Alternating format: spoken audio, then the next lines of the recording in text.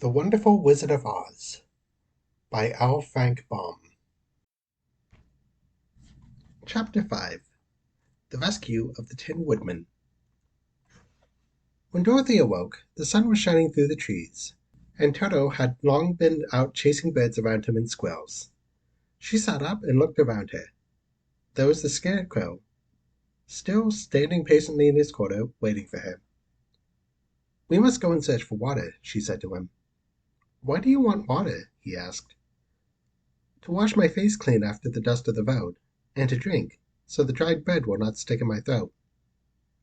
"It must be inconvenient to be made of flesh," said the Scarecrow thoughtfully, "for you must sleep, and eat, and drink. However, you have brains, and it was worth a lot of bother to be able to thank you properly."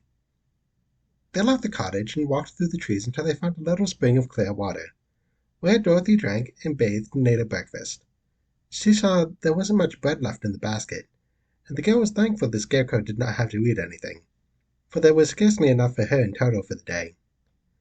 When she had finished her meal, and was about to go back the road of yellow brick, she was startled to hear a deep groan nearby. "What was that?" she asked timidly. "I cannot imagine," replied the Scarecrow, "but we can go and see." Just then another groan reached their ears, and the sound seemed to come from behind them. They turned and walked through a forest a few steps, when Dorothy discovered something shining in a ray of sunshine that fell between the trees. She ran to the place and then stopped short, with a little cry of surprise. One of the big trees had been partially chopped through, and standing beside it, with an uplifted axe in his hands, was a man made entirely of tin.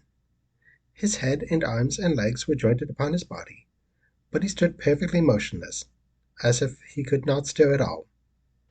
Dorothy looked at him in amazement, and so did the Scarecrow, while Toto barked sharply and made a snap at the tin legs, which hurt his teeth. "Did you groan?" asked Dorothy. "Yes," answered the Tin Man, "I did. I have been groaning for more than a year, and no one has ever heard me before or come to help me." "What can I do for you?" she inquired softly, for she was moved by the sad voice in which the man spoke. "Get an oil can and oil my joints," he answered. "They are rusted so badly that I cannot move them at all.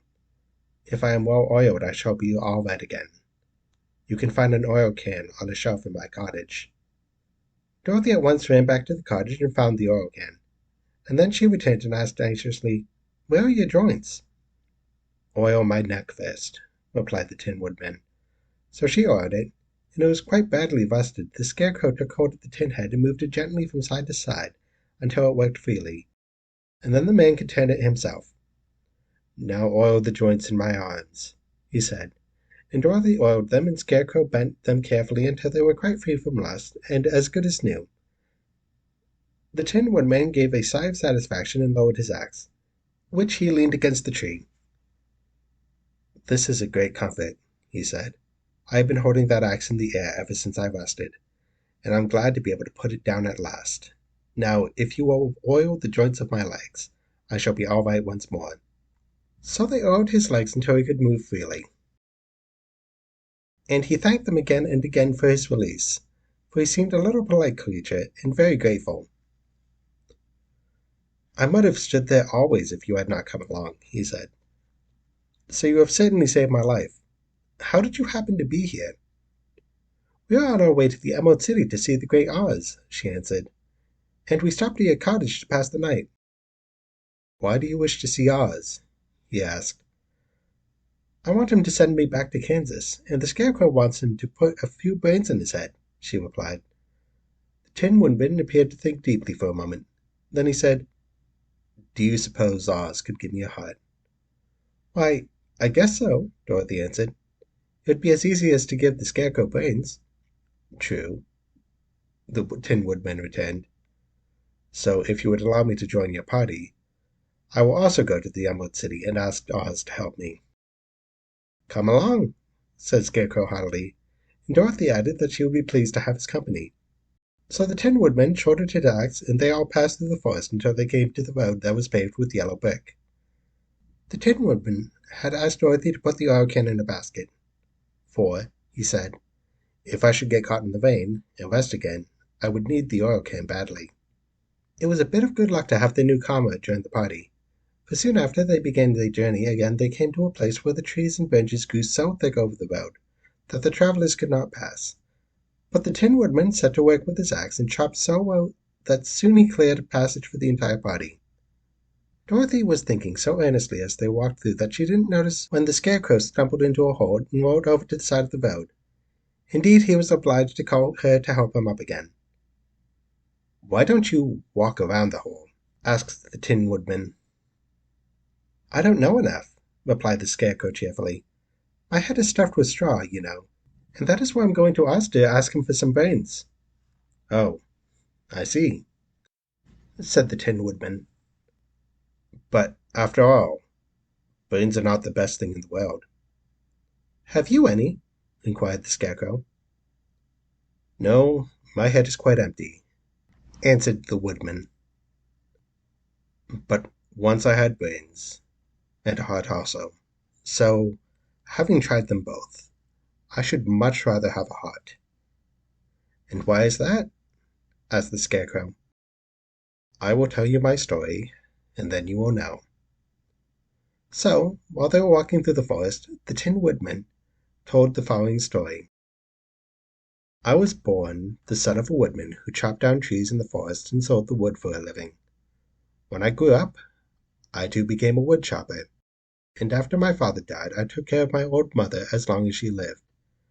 Then I made my mind that instead of living alone, I would marry, so that I might not become lonely.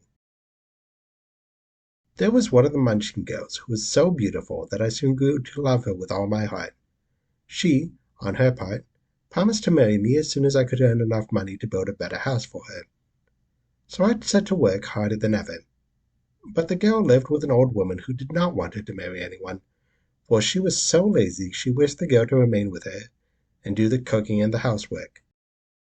So the old woman went to the Wicked Witch of the East and promised her 2 sheep and a cow if she would prevent the marriage.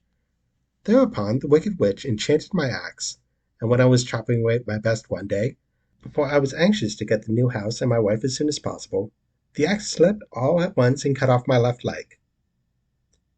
This at first seemed a great misfortune, for I knew a one-legged man could not very well do well as a wood chopper. So I went to a tinsmith and had him make me a new leg out of tin. The leg worked very well. Once I was used to it.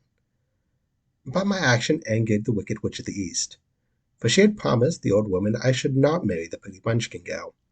When I began chopping again, my axe slipped and cut off my right leg. Again I went to the tinsmith, and again he made me a leg out of tin. After this, the enchanted axe cut off my arms, one after the other. But nothing daunted, I had them replaced with new ones. The Wicked Witch then made the axe slip and cut off my head, and at first I thought it was the end of me. But the tinsmith happened to come along, and he made me a new head out of tin.